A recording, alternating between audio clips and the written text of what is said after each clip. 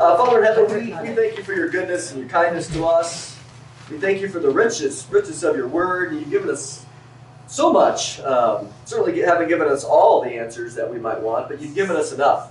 So we ask you to bless this time this morning as we continue to see what Jesus taught about his return, and certainly the conflicting interpretations that are out there. Help us to find that interpretation that is the most consistent with all of your word. And we ask for your blessings in Jesus' name. Amen. Okay, so Matthew 24, 25, Mark 13, Luke 21 is all considered what we call the Olivet Discourse, right? So why is it called the Olivet Discourse? It was given on the Mount of Olives. When? Long time ago. The week of his crucifixion. So Jesus comes into town for that last week. His ministry's up in Galilee in the north. Comes in, and what we've been seeing, we're on part 5, so we've been spending a lot of time on this. All of it's online if you want to see it. But we've been progressing through ultimately 3 questions that the disciples had asked him. They were walking around what we know today as the Temple Mount, that 35-acre parcel that Herod had built with the walls, and they were showing Jesus. The disciples were marveling. Look at how beautiful all these buildings are, and Jesus is like, "Yeah, it's too bad it's all going to be wiped out." And so the disciples are like, "What?" I mean, you got to remember, that's got to be really hard for them, because the disciples for the last 3 years with Jesus had been thinking about the kingdom. Remember, they had argued over and over, who's going to be the greatest? They got in arguments on the road. James and John, not only did they ask Jesus to be seated at his right and left hand, they got Mom involved. And they had Mom ask Jesus. And so then the other disciples were upset. "You bunch of snakes, why are you trying to sneak in and get the right hand and left, the positions of honor?" And so their whole mindset was, this is going to be, the kingdom's coming, man. This is exciting. We are going to be right at the forefront. Jesus had already told Peter in Matthew 19, "Hey, I see all that your guys' sacrifice." And because Peter asked, "What are we going to get?" I mean, Jesus didn't rebuke him. "What are we going to get, Lord? We've left everything for you." And he said, "Well, those that have left, you 12 are going to sit on 12 thrones, judging the 12 tribes of Israel." Is that figurative or literal? Literal. Could be both. Why would it be both? I'm saying, why couldn't it be both? Oh. Well, as we've been learning, do we take the Bible straightforward or figurative? Literally. He said it. It'd be hard to, I guess, what would be the figurative interpretation? A sign. It'd be what? A sign. Okay, meaning? A sign would be given. This and that. No, specifically for Jesus telling the 12, Peter, "You and the others are going to sit on 12 thrones, judging the 12 tribes of Israel in the kingdom." How could that be figurative? Just as the Lamb did this, that, and the other. Okay. Or the word like. Yeah, but the thing about it is It will that be like you're on thrones. Well, he doesn't say that you will be like. He says you Oh, will I know. be. I know. Right? I'm just saying, how could it be figurative? Oh, okay. If he used the word like. But he did. But he No, did. he didn't. So let's be creative. He said it clear. How can it be figurative? No. Spiritually, they're what? In heaven? On thrones? Just they're going to have places of rulership? Where? I think we often think when we say spiritually this or spiritually that, we often just erase that as something that's improbable, not really Not really going to happen. not really going to happen. He didn't really It's just- mean 12. yeah. It was just a number. It's just a generic number, because 12 can have certain significance. Keep it like the 6 thing about it days. is that there was 12 apostles. There's 12 tribes that actually happened. Christ said it very directly. Okay. And then why else he would say something like that unless it was something else different than that? He would have alluded to something spiritual. And I'm trying to think. Yeah. Even the 12, the 144,000. Even if you multiply 12 by 12 to try to get that, to try to pull Right. a figurative possible spiritual dynasty of some sort, then I don't think that's going to be fly. So here's the question, always when we're dealing with all of the Bible, and one of the interesting things about taking the Bible straight forward is prophecy often is thrown into the figurative camp, where all the rest of the scripture is taken straight forward. So when it says that Jesus died for our sins on a cross, is that figurative or literal? I think we all believe it's literal, but for some reason scholars, when they get to prophecy, they start throwing everything into the figurative, and you're like, well, why would you do that? And let me just give you one example. If you look at all the prophecies of Jesus' first coming, all of them, were they fulfilled figuratively or literally? Literally. Literally, right? He was betrayed for 30 pieces of silver. He had stripes. Was he born figuratively in Bethlehem or literally? So that's the problem I have, and I'm not saying these people aren't saved, we want to be gracious, but those that throw everything in the figurative camp, I go, I appreciate you, but why all of a sudden did you change the rules? Because you have all these prophecies in the Old Testament, some of them, they are reference to Jesus' first coming, and some of them, as we understand, they're reference to Jesus' second coming. Why would the first ones be literal and the second ones be figurative? So, sorry, I can't go with you there. For the most part, you take Scripture and interpret it literally, unless there's other things there that indicate differently. Unless there's there. So, But then there's room for hyperbole. there is room for hyperbole, there's room for hyperbole, there's room for metaphors, there's room for similes, there's room for these other parts of normal English language, just like we saw last week when we were doing Revelation 12. I saw a sign in heaven, a woman, a dragon. It tells us right there, I saw a sign. This is figurative. This is pointing to something. So when Jesus says in Matthew 19 to Peter, you and the others will sit on 12 thrones. He doesn't say like 12 thrones, similar to 12 thrones, figuratively. So we look at that and we go, what some people will do is say, well, that particular passage, as well as others in the Old Testament, in reference to Israel, they are all fulfilled in the church. So the church will, really, sorry Peter, you're out of luck. Really what Jesus meant is that all that truth is going to be thrown onto the church in the future somewhere, and they're going to have, they're not really going to have thrones because that's figurative, but you're all going to rule and reign, and all that is taken away from you, taken away from real, literal Israel, the nation, and given to the church. And you go, I don't see that either. So just remember that. These are some of the principles that we're looking at. So when we're in Matthew 24, Jesus begins to answer the three questions. And some of you don't have this, but it's right there in the beginning of the 3 chapters is the disciples, Jesus says, hey, you see all these stones in the temple? They're all going to be overturned. And the disciples are like, again, what?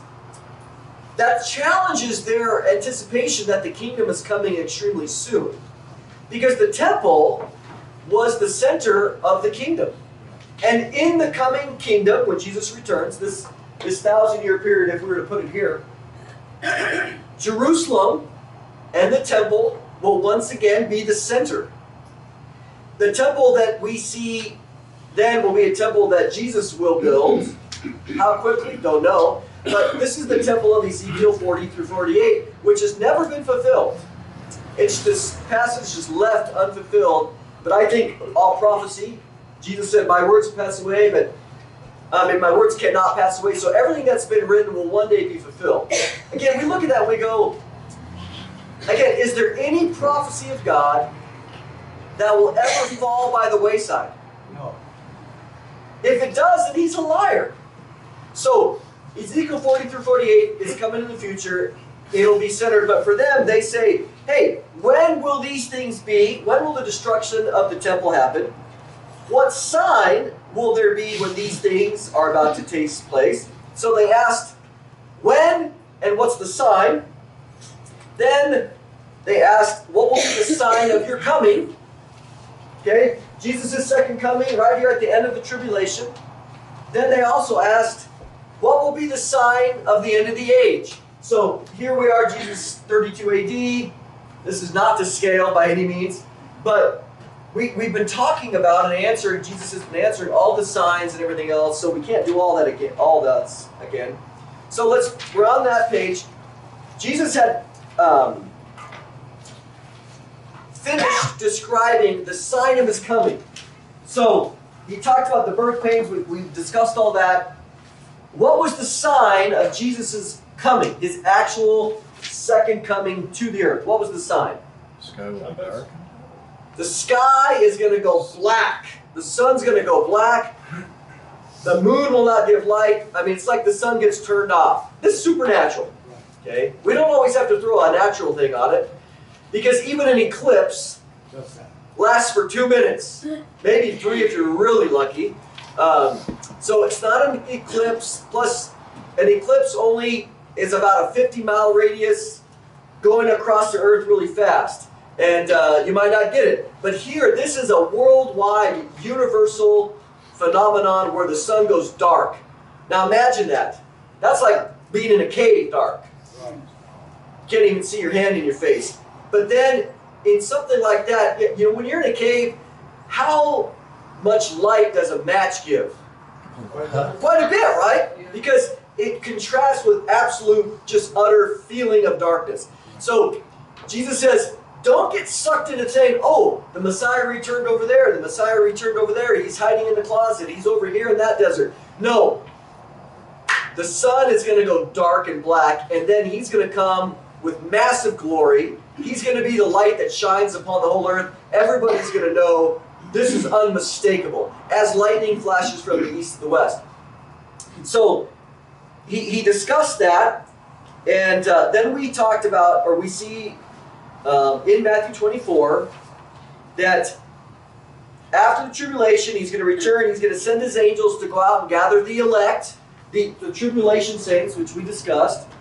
So there is going to be a sense of a rapture that is going to happen with the tribulation saints to bring them all back. And it's primarily it's elect of the whole world, but specifically Israel. He's going to bring them back to the land. The exhortation, now when these things begin to happen, this is Luke 21:28. If you're in Matthew 24, stay there. But Luke 21:28, now when these things begin to happen, look up and lift up your heads, because your redemption is drawing near. What things? Well, the whole things he's been discussing. The abomination, the birth pains, the pestilences, the famines, the COVIDs, the world wars, all these things are signs of the end of the age, which again, we don't expect the signs of the end of the age only to happen in the last 7 years. The age has been 2,000 years. So the signs began, with the nation of Israel, 1948, we are beginning to see roughly a 100-year plus period, 120, 130-year period of the end of the age. It's not surprising. So, and we're okay with that. But then Jesus says, as Jesus can't help himself, he loves speaking parables, right? And in Matthew 24:32, he says, now learn this parable from the fig tree. The fig tree, this is one of the most, unfortunately, misinterpreted passages. In the Old Testament, the fig tree often is related to Israel. That is true.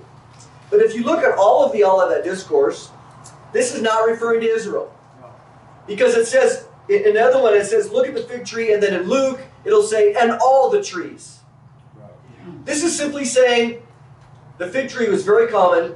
Right now for us, we look out and you might see, if you have fruit trees, what comes before the fruit?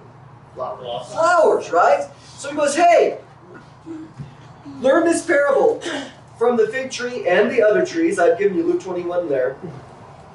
When its branch has already become tender and puts forth leaves, you know that summer is near. So you also, when you see all these things, all the things he's been discussing, know that it is near at the doors. Assuredly, I say to you, this generation will by no means pass away till all these things take place. Heaven and earth will pass away, but my words will by no means pass away. So this particular passage is probably the crux of all of the trouble. Is one phrase. What phrase do you think it is? This generation. This generation, okay? So, again, when you look at this phrase, there's no doubt that this phrase, this generation, had appeared in Matthew chapter 12 prior to this. But what's the solution always? Context, right? He just gets done saying, he's not looking out and saying, you see everybody here? This generation will not pass until everything's fulfilled. That's not what he said. No. What does he say? He's talking about the generation. The generation that sees all these things. Right. Which is the only way to see all these things, even us. Are we this generation? Well, have we seen all of these things? No, we've seen some. Like, we've seen the birth pains, we've seen earthquakes increase, again, famines, pestilences, all these things. We've seen wars, not even wars, rumors, world wars. But we haven't seen the abomination of desolation in Matthew 24:15. He says the generation that sees these is the one that is not going to pass away. What he's saying is, it's not going to go on forever. We already saw that, right? Because he says, here, I'm going to put GT here. What's GT stand for? Great tribulation. Great tribulation. He says, for the sake of the elect, the great tribulation, this time of absolute chaos, has been shortened to 3.5 years for the sake of the elect. The group that's, otherwise it says, every last human being would be wiped out. Right. It's going to be so bad, every last human being would be destroyed. So this, you don't want to be here. This is bad. Okay? It's a time that has never existed from the beginning of the world. Daniel chapter 12 says the same thing. But for the sake of the elect, why? So that the elect, some of them would survive it.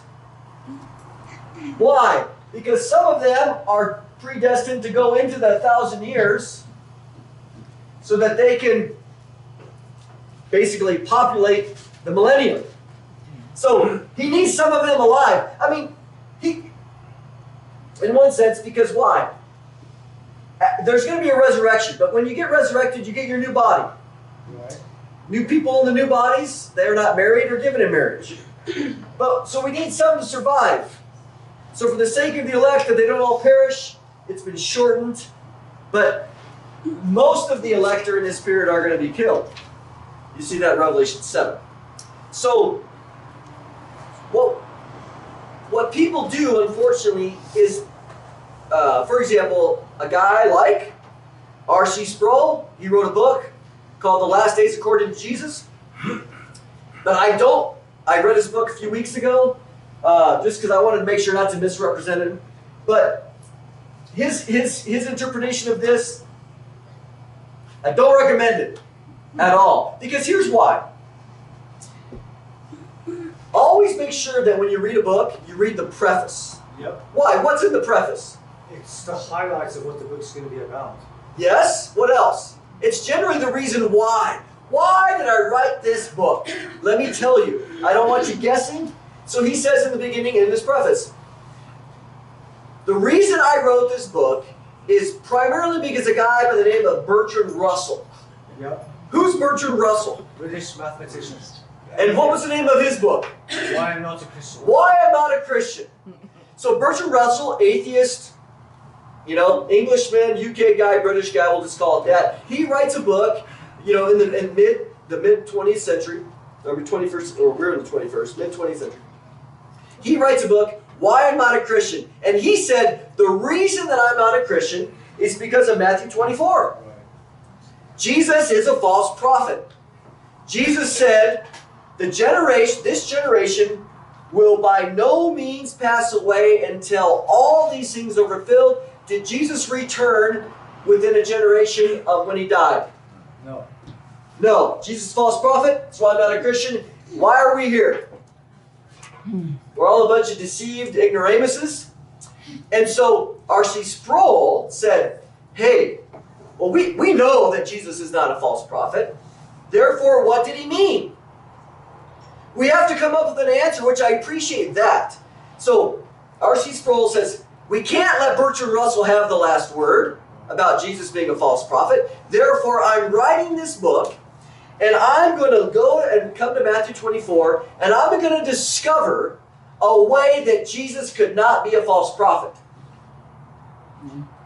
And primarily around this generation's shall not pass. So as we discussed a little bit more, not to scale, therefore, everything that Jesus said was fulfilled in 70 AD, which was the destruction of the temple. And you'd say, well, That doesn't sound right. RC, did Jesus return? Well, Jesus did return in a figurative sense. Spiritually in judgment. See, Bertrand, you just didn't figuratively spiritualize it enough. If you would have, you would have realized that Jesus can be literally true figuratively. No confusion Even here. the angels prophesied to the apostles and says, when you're looking up at the sky when they were watching Jesus ascend, the same Jesus shall return in like manner. Yes, Acts chapter 1. They're watching him. He ascended. Jesus will return in like manner. Where did he depart from? Where? Right there on Mount What mountain? Olives. Mount of Olives. Well, that's coincidental because Zechariah 14 says that when the Messiah comes, he's going to return on the Mount of Olives. Split it. And split it. So, in the same way that he left will be the same way that he returned. And we also know, again, Jesus said, don't be deceived.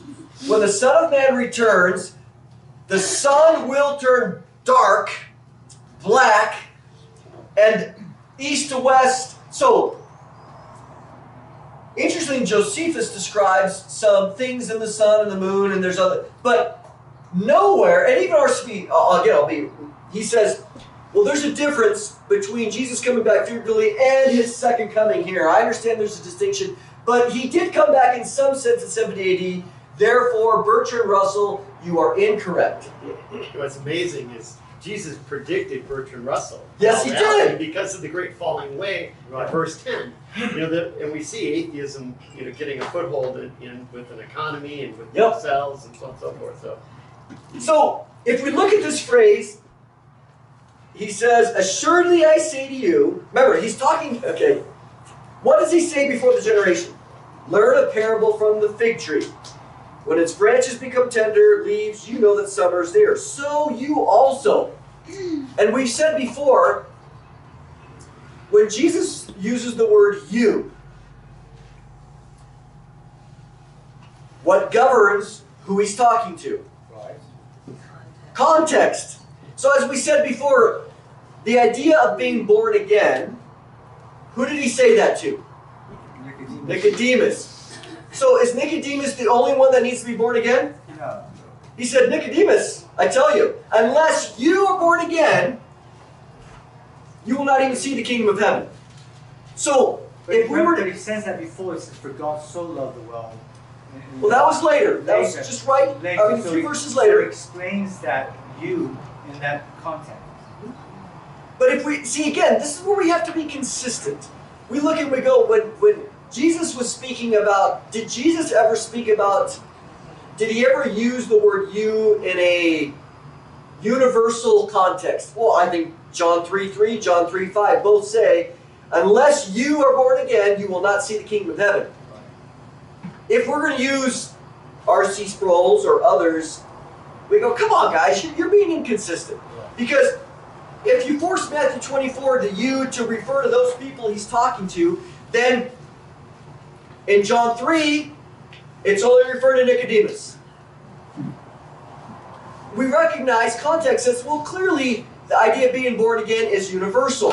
So the you can be spoken of universal based on context. And he says, hey, take a look at the trees. Do trees only exist in Israel? So this is a parable for all people. Hey, everybody understands, hey, if you have fruit trees, you see the flower, you go, man, here in about 3 months, I'm going to have myself some tasty fruit.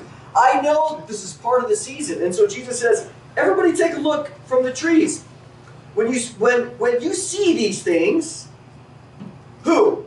Everybody that's ever looked at a tree, you'll know that it's theirs. Assuredly I say to you, the generation that sees these things will by no means pass away.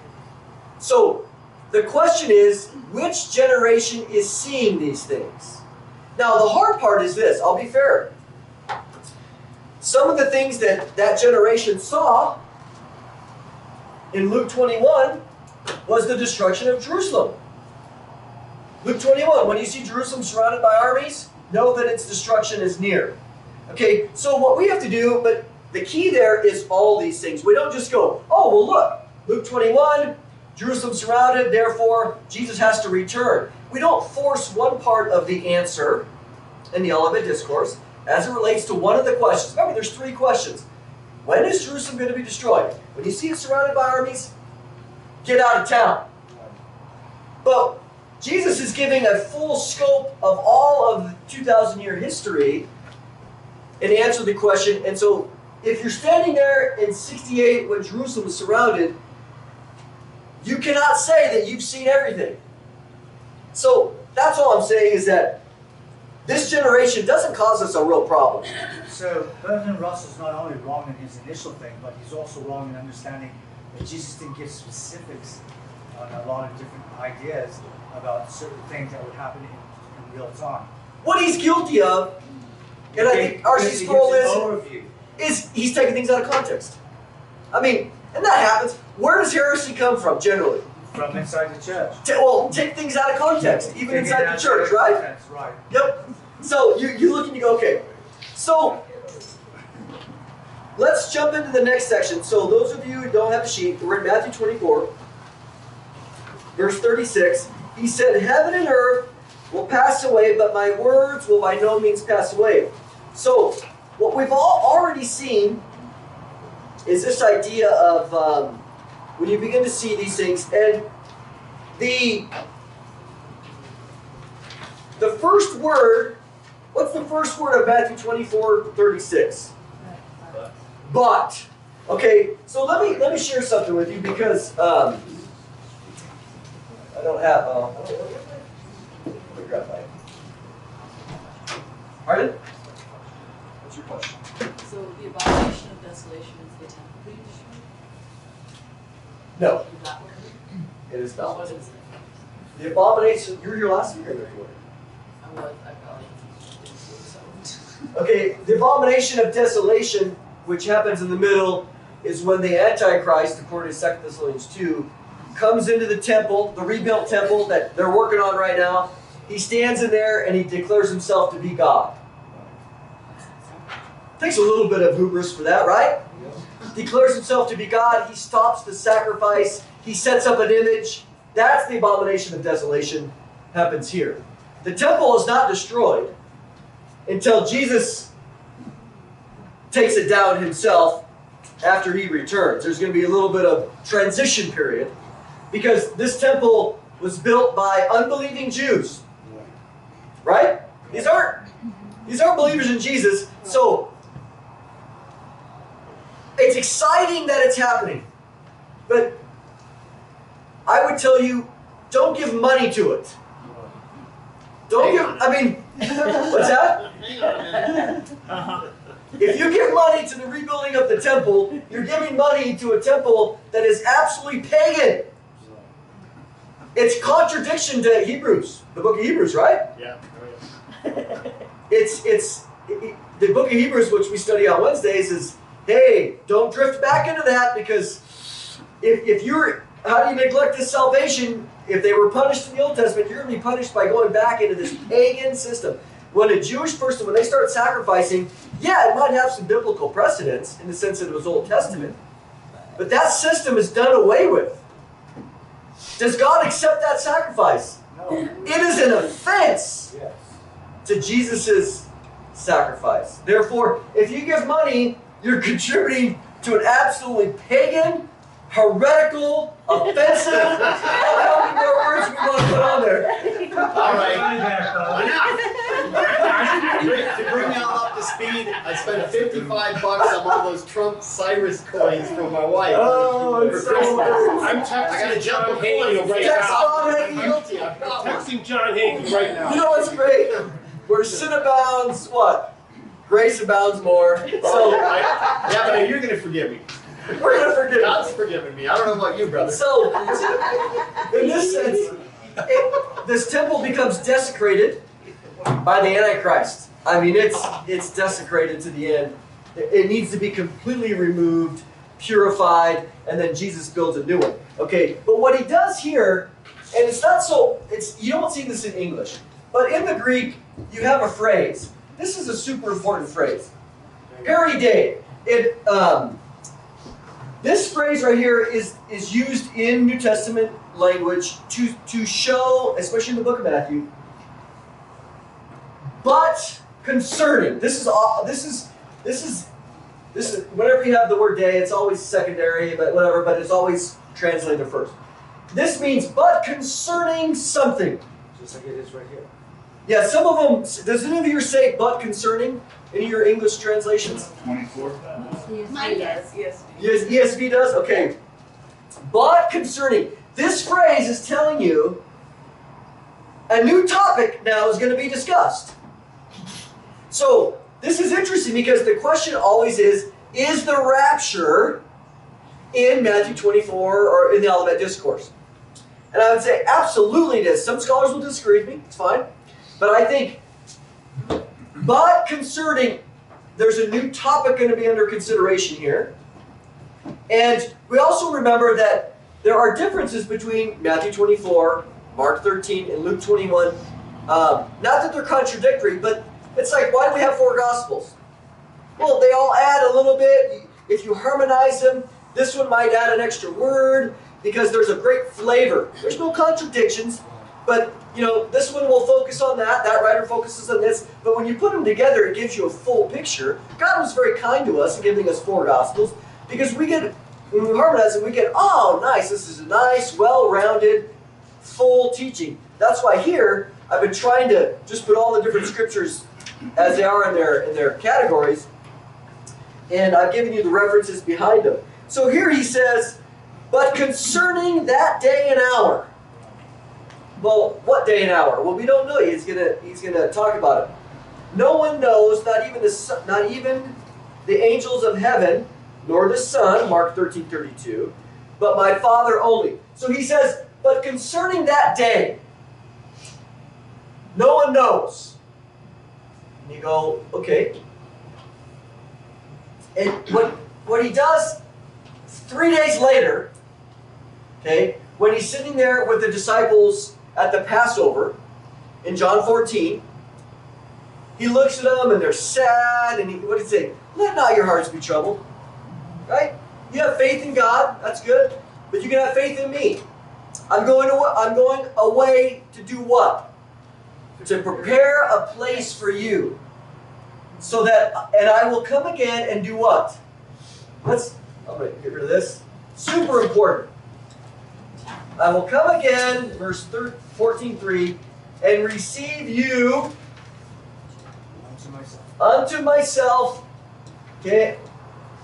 We always look for words. So that, purpose clause, we love those. Okay. I'm coming to receive you to myself so that what? Where I am, you may be also. Awesome. So Jesus is going away to prepare a place so that he can come back and receive us unto himself so that where he is, which is where? Heaven. Heaven. It's not earth. He's going away. In my Father's house are what? Many mansions, okay? If it wasn't so, I would have told you. But I'm going away, I'll come back, receive you. And this word here, oh. I'm getting an apartment complex. Could, right? Yeah. I actually have a different translation, but that's okay. Well, that's for a different time. This is a super important word. You guys like to learn Greek, right? Yep. Okay? It's the word paralambano. You're like, okay, why does it even matter? Doesn't it? Just remember this word. Okay? Paralambano. Okay? This is like a prefix which tells you it's, okay, but concerning that day, no one knows. Now, what we said before was,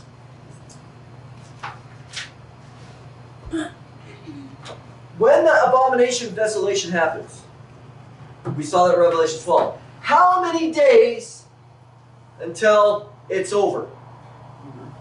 3.5 years worth. We have 3.5 years. How much? 100. 1,260 days, 42 months, times time and a half times. As soon as this happens, man, It's nailed. I can tell you Jesus is coming back in 1,260 days. As soon as the Antichrist confirms the covenant with Israel, I can tell you, start the calendar, 2,520 days. We'll know exactly the day he's going to return. But Jesus says here, of that day of something, nobody knows the day or the hour. So right here in the beginning, we know later that there's more revelation. Jesus is giving, he's giving some highlights, which later New Testament teaching gives us more meat on it, like 1 Thessalonians 4 about the rapture happening. But he says, but here he's introducing a new topic. This is something concerning a day and hour that nobody knows. Well, it can't be that day, because we already know that it's 1,260 plus times 2 is 2,520, 7 years, etc. You follow where I'm going? Yeah. So we're not making this up. Some people say that the day and the hour, and I'll give them credit, nobody knows the day or the hour of Jesus' second coming because we don't know when it's going to start. Well, that much is true. And that could be the proper interpretation. I actually think because of very day, he's talking about, but concerning, I'm bringing up a new topic, guys. And also, what he's going to do is what follows. Again, context. He says, Matthew 24, but as the days of Noah were, so also will the coming of the Son of Man be. For as in the days before the flood, they were eating and drinking, marrying and giving in marriage, until the day that Noah entered the ark, and did not know until the flood came and took them all away, so also will the coming of the Son of Man be. Now, he gives an illustration. We don't want to say it's a parable, it's an illustration. Hey, back then, and I've given you some other verses, he brings this up also in Luke 17, which is a parallel passage about Lot. The day that Sodom and Gomorrah was destroyed, they were eating and drinking until what? Until judgment came. So, for them, life was what? Same. Normal. It's interesting to me. Okay? During this period, this 7-year period, that will life be normal? No. Tribulations coming upon the whole earth to test those who dwell on the earth. Persecution, upheaval, signs of the stars, asteroids, judgments, bowls, trumpets, seals. Half of the world dies. 4 billion people die during this period. Is life going to be normal? No. Not even close. They'll be searching for a vaccine. They'll be searching for a vaccine. The Antichrist will offer it. So, the mark of the beast is not the COVID vaccine, okay? But I do believe that the mark of the beast will be some type of vaccine in the future. Okay? It fits, and all the preconditioning is going on now for that. But that's a whole other story. Okay. Jesus says this. Hey, just like in the days of Noah, again, Noah preached. He was in 2 Peter. He's called a preacher of righteousness. How long did he preach? 120 years. It's a long time. It's a long time. Okay? So if you do the math on that, you want to be a date setter. Okay? 1914, World War I. If we do the same thing, 120 years, that means the rapture is going to happen by 2034. There you go. Okay?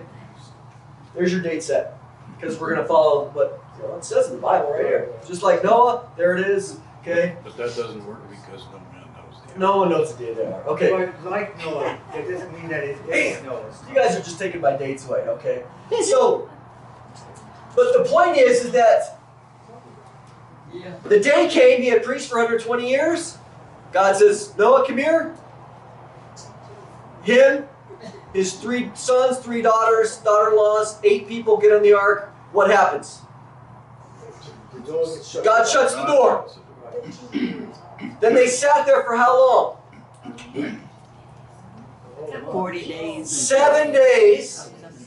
Genesis 6, Genesis 7, before the rain started. Oh, yeah. Noah, hello, what are you doing? Hey man, door's shut. They go, yeah, mockers. There's no rain. How you feeling in there, Noah? He's just like, okay. So God leaves him in there for 7 days before the rain starts. To think about it. The door's shut. So when the rain started, I do imagine, and the water started coming, Noah, sorry, I can't open the door. It's too late. Yeah. But what we do know is, in that 7-day period, do you think anybody got married? Sure they did.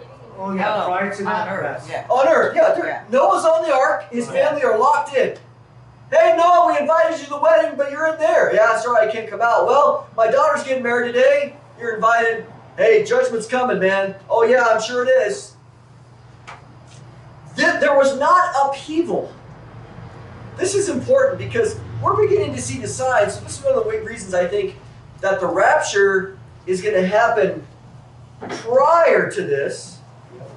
It happens at a time in 1 Thessalonians 5, Paul writes, when they say peace and safety, what's next?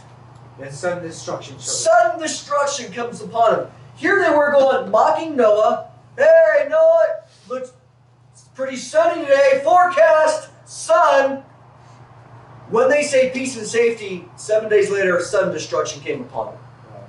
They were married. They were given in marriage. Things were relatively normal. Now, Jesus said, in this world you're going to have tribulation. There's always going to be some sort of trouble. But the rapture happens in a time when things are relatively normal. Okay? Relatively. This is absolute upheaval. I don't think the rapture is a mid-trib or a post-trib. No. Because of this word.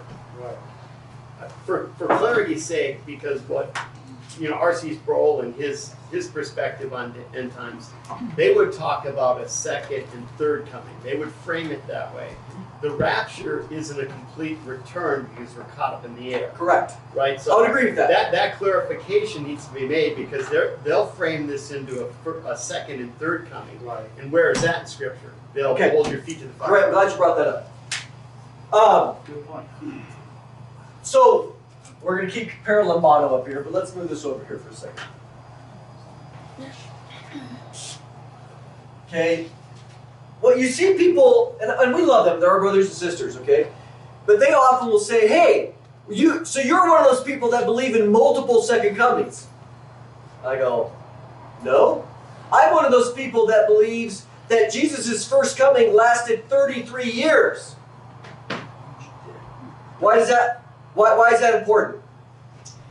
Okay, if we look at the cross, let's put Jesus being born here just for the sake of easiness, 0 BC. Okay? How long were the days of the first coming? 33 years. Notice what Jesus says here. And you see this in several verses as well as the other one. Let's see. Let's see if I have it listed here. It might be in the other parallel passage. Anyways, if you go along, it talks about as the days of Noah were. How long were the days of Noah? 120. 120. So now all of a sudden, Now, does it say as many as Noah, or does it say as like the days of Noah? Because if it's like the days, then it's figurative to mean. as it's a simile, Okay. like or as, right? It's similar, yes. So he's using a comparison, like or as is a comparison. Hey, look at the days of Noah. There's a similarity there. Remember, there's a similarity there that's pointing to what we know. I'm running out of room here, but let's just do it here. We'll get rid of this. Okay. If you look at this phrase, the days of the Son of Man, plural. Right. But he also talks about that day. So we have to look at the context. But we know that just as the days of Noah, plural, we have the days of the Son of Man. We also have the, if you want to talk about the days of the Son of Man's first coming. So he does use this plural phrase, which tells us several things. And I think we can prove it. The days of the Son of Man are that time period of his return.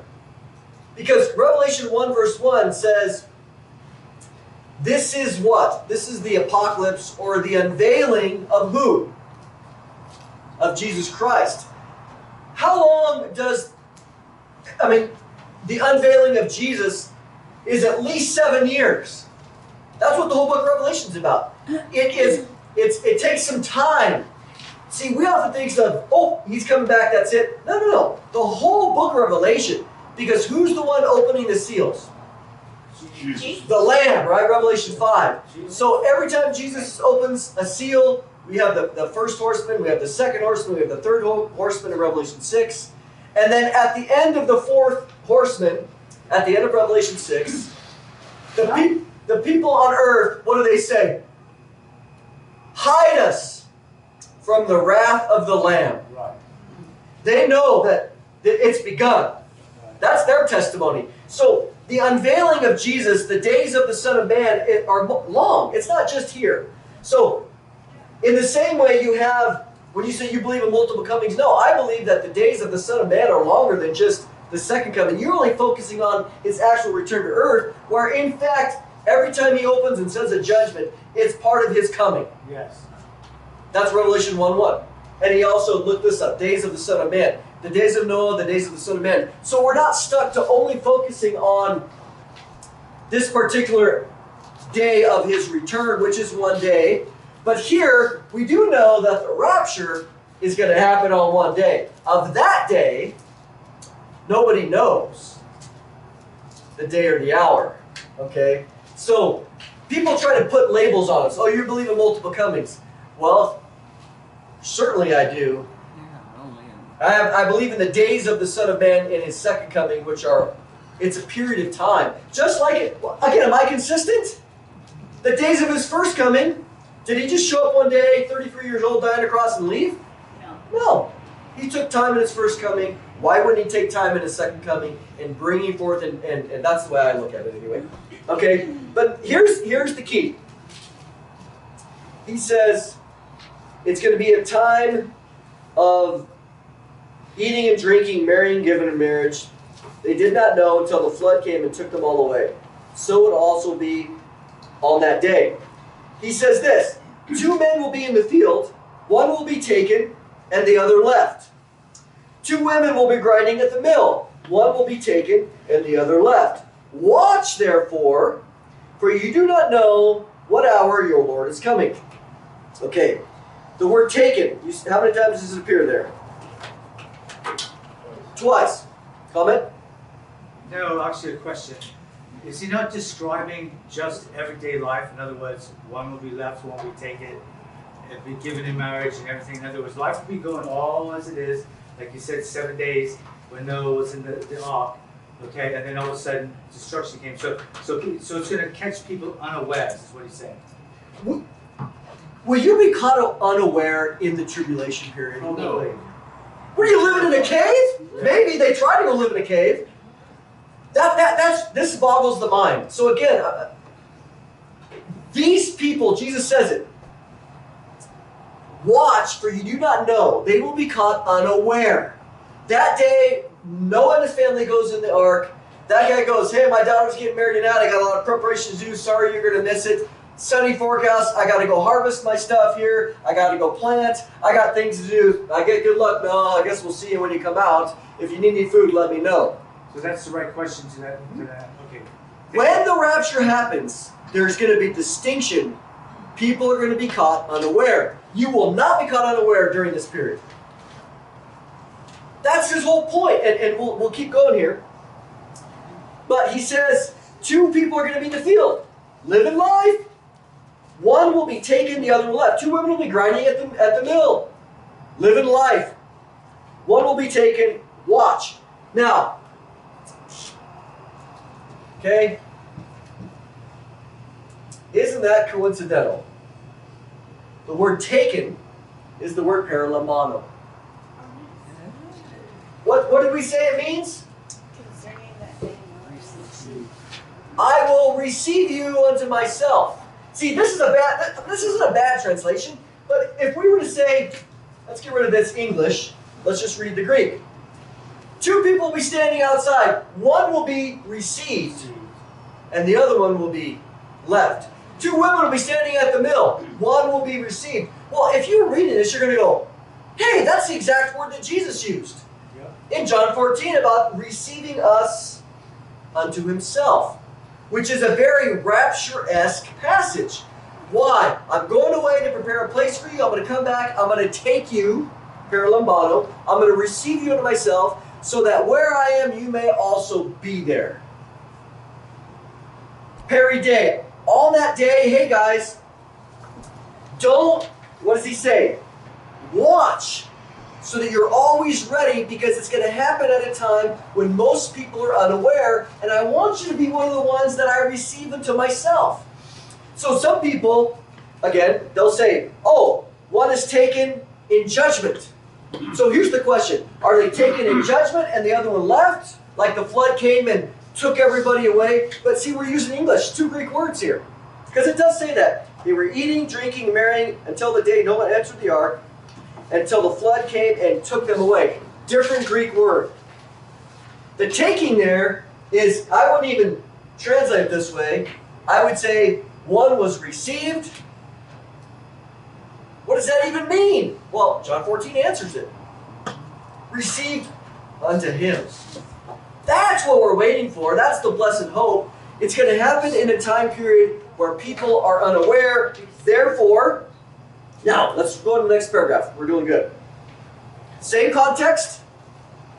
But take heed to yourselves, lest your hearts be weighed down. You guys see where I'm at? Mm-hmm. Okay, this is Luke. For all those of you who don't have a green sheet, I'll wait for you. Luke 21. Turn to Luke 21, 34 through 36. Take a drink of coffee. Luke 21.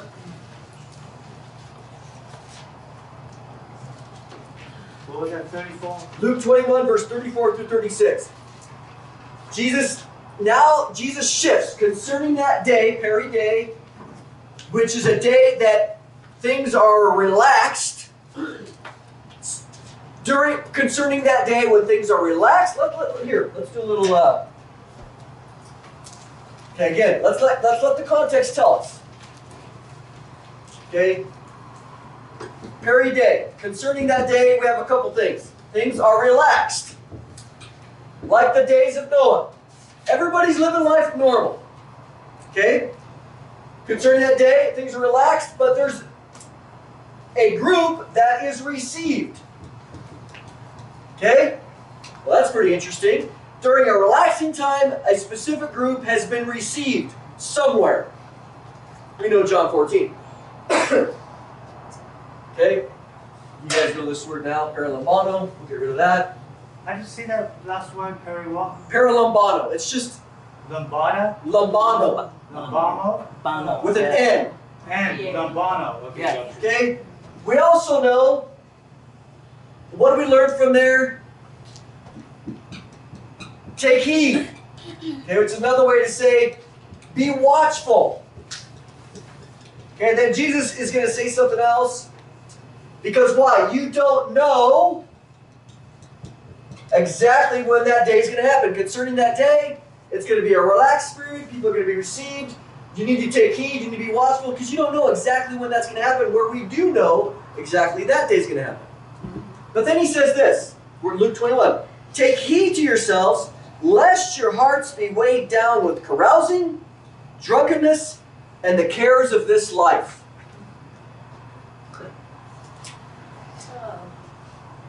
Cares, carousing, which are all the things that happened in the days of Noah. Right. The days of Sodom. Right? There's a risk now, again, if asteroids are falling, the things are being cursed, the land isn't up people, there's earthquakes, are you going to be worried about carousing, where's my next meal? They're going to be just trying to survive this period. But so again, cares, carousing, partying, which is very similar to the relaxed thing that he said earlier. Something is going to happen. There's going to be a reception, a receiving, of people being received during a time where there's a risk of being unaware. It's going to be in a relaxed period where people are going to get caught up into the cares. He says, But that's just like now, isn't it? I mean, it's like now. people doing that now. So What's the difference? as we're watching things get closer, this tells you that the rapture is even closer. I'm not saying it's next week, but man, it's getting close. Because if we're seeing these things, we're seeing the temple get prepared to be rebuilt. That's going to be at least at the latest would be here. How much closer is the rapture? So the warnings now, Jesus switches to warnings. He says, lest your hearts be weighed down with carousing, drunkenness, and cares of this life, and that day come on you unexpectedly. What day? The day of the reception, which is the rapture. I mean, I'm trying not to read anything out of context. The day that is relaxed, the day that people are going to be received, the day that there's a risk of not being or being unaware, and the day that cares, carousing, and drunkenness would overtake them. He says, for it will come as a snare. What's a snare? A trap. People are unaware. It will come as a snare on all those who dwell on the face of the whole earth. This isn't some local thing. Are there believers everywhere? Yes. It's going to come as a trap on the face of the whole earth. Watch therefore. Now this is like a double, triple, underline, bold, italics, anything you can do to emphasize this. Watch therefore and pray always that you may be counted worthy to what? Escape. Escape. All these things that will come to pass, and then to stand before the Son of Man. What he has right here, we're going to put number 5. Are non-Christians already worthy to escape because we're saved?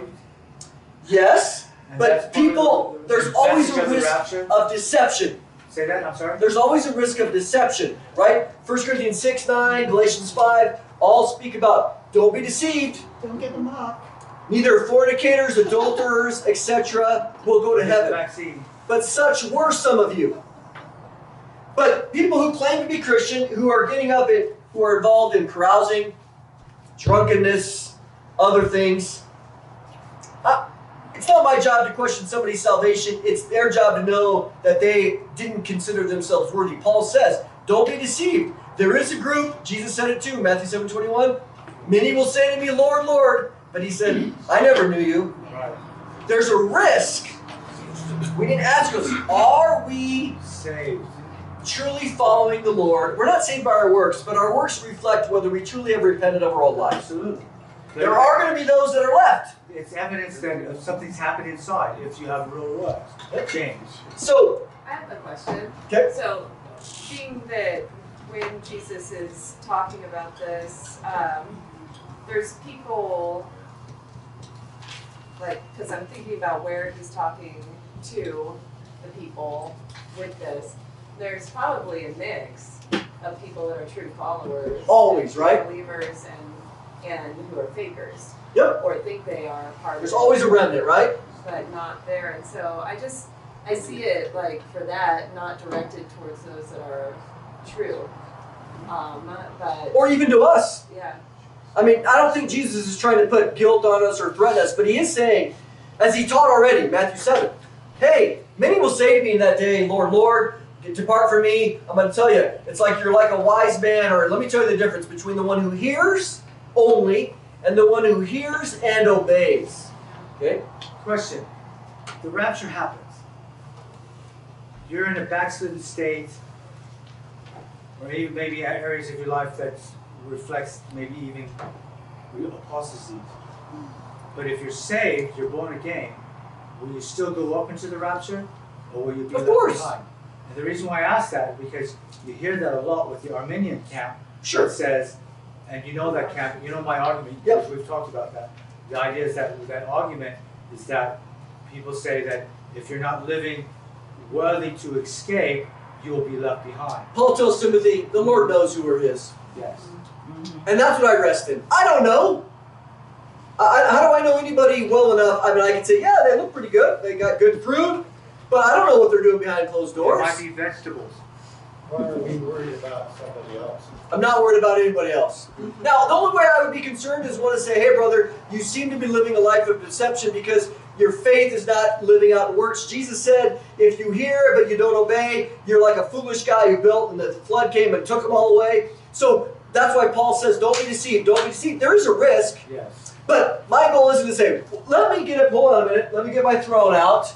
I've determined that you aren't living well enough according to my standard, you're not saved. I don't even worry about it. But my job is to warn. That's what Jesus is doing. Exactly.